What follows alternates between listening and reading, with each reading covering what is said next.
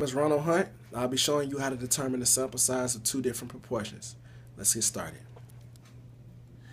An example says a physical therapist wants to determine the difference in proportion of men and women who participate in regular sustained physical activity. What sample size should be obtained if she wishes the estimate to be within 3 percentage points, assuming that there is a 95% confidence? Within 3 percentage points is known as our margin of error. We'll label that E. 3% changed into a decimal is 0.03. To find what A equals, we take 95 from 100. That gives us 5. 5% turned into a decimal is 0.05. That equals A. It also states that we use estimates where proportion 1 of males is 21.9 and proportion 2 of females is 19.7. 21.9 turned into a decimal is 0.219, and 19.7 turned to a decimal is 0.197. Next, we have to figure out what Z of A over 2 equals. 0.05 over 2 equals 0.025. We press second on our calculator, go to inverse norm, and enter in 1 minus 0.025. It equals 1.96. That is what Z of A over 2 equals.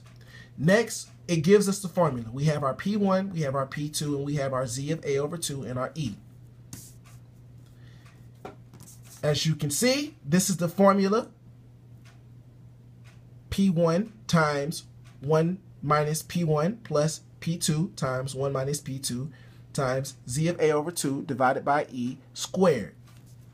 I enter in the corresponding numbers. I figure out my math. And my sample size is 1,405 plus 0.29. We have to round up. Always remember to round up.